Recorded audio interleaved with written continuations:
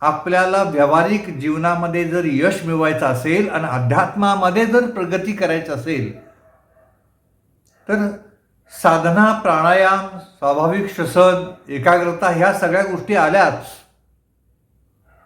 परंतु स्वतः अंतर्मुख होणं हे अत्यंत आवश्यक आहे. अंतर्मुख झाल्याशिवाय साधनेमध्ये प्रगती होत नाही. आणि मनुष्य स्वभाव बनला पाहिजे. मानवाला भगवंतानं एक देणगी दिलेली आहे.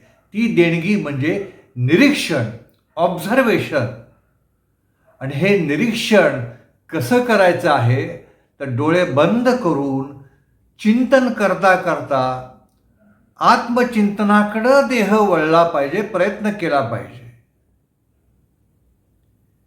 ज्या दिवशी तुम्ही स्वतःचं निरीक्षण करून त्यामध्ये तुम्ही यश मिळवाल त्याच वेळी तुम्हाला आत्मचिंतनचा मार्ग मोकळा होईल.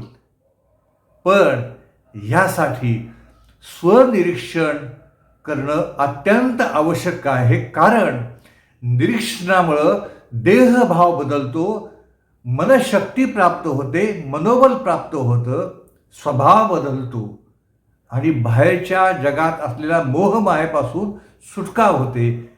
आणि मग स्वनिरीक्षणामुळं आत्मीय बल तयार होतं आणि त्याचा ध्यान साधनेला अत्यंत उपयोग होतो. तर स्वतःचं निरीक्षण यासाठी करायचं की व्यावहारिक जीवन जगत असताना आपल्या हातून त्रुटी होतात.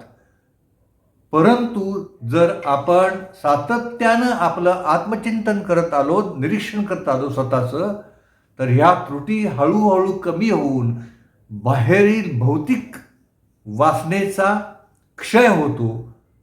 वासना कमी कमी होत जातात, गरजा कमी कमी होत जातात आणि मग मनुष्य स्वतःचं हित चिंततो आणि मग ध्यान साधनेचा मार्ग आपल्याला मोकळा होतो. हे केवळ स्वनिरीक्षणामुळं, अंतर्मुख झाल्यामुळं. तर अंतर्मुख व्हा आणि अंतर्मुख झाल्यानंतर स्वनिरीक्षण करत राहा.